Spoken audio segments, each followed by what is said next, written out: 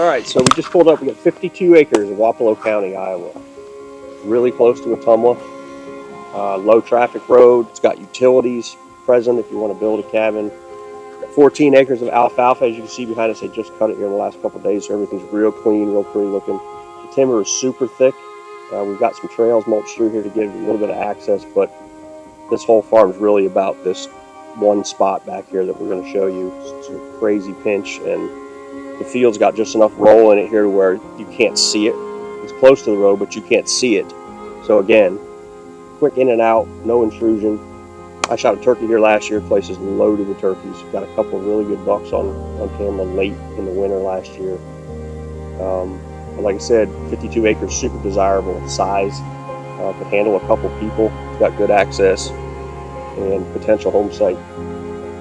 Yeah, we've owned several farms up through this area. This is really close to the 400 that we had, and we all remember those trail cams. I mean, this is really good area up here.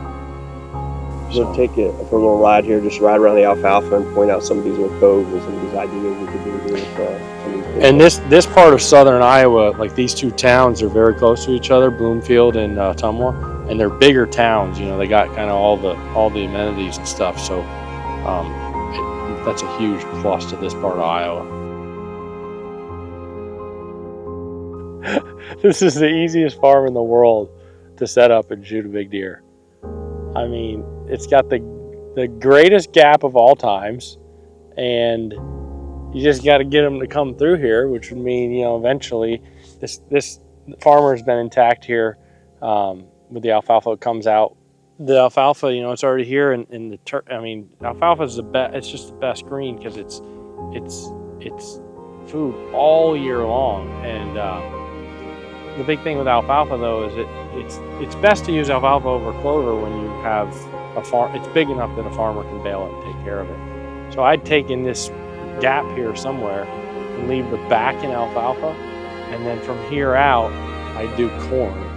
I'd put a box right here on this edge. I'd take a couple of these old hay bales, put them on the side of the box, and make myself a little trail out that thing. And I'd just mow that corn back and just watch 500 deer come out there, and then watch about 250 of them come through here, and then shoot one. It's awesome. It's pretty.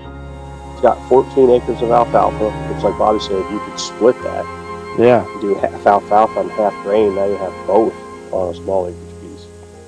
The road is right there, like just over that rise. So this spot is bulletproof in and out access. Yeah. You're not touching any part of the whole farm by hunting right here, and you're going to kill every deer on the farm right here.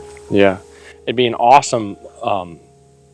You know, I know that Ottumwa kind of sprawls, and there's lots of houses and stuff out in the country between Ottumwa and Bloomfield here, and this would just be such an awesome home farm to build your house up there away from it, have a little buffer of maybe grasses or something. But geez, I mean, you can play with it, you could just plant different things, but I think always having, you know, your grain on this side is a good thing, because late seed, I always like my grain, I always think of trying to pull them to my grain through the pinch, because they're going to go there throughout all bow season.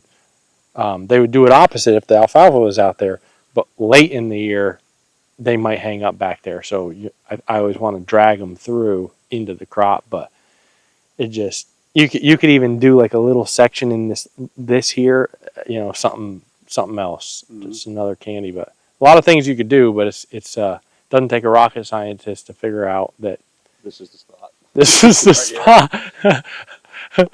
Oh man, like that edge, you could just load up with like apples, pears, and stuff right there, and just go back there with a brush mower and just hit the whole edge and take all their scrape branches away, and just have this little cove here, just a scrape playground. Make it a playground. That's a good word for it. Big legume, you know, field back here, and a little playground in the pinch.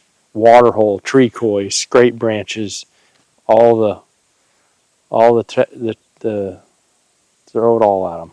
Pretty much just build this half-acre area right here. Just build it and put everything in that one spot. All your eggs in one basket. We always talk about that, but it's a concentration of scent. You pay attention to sign where it blows up. It's always in a concentration of scent because they're creatures of trying to communicate.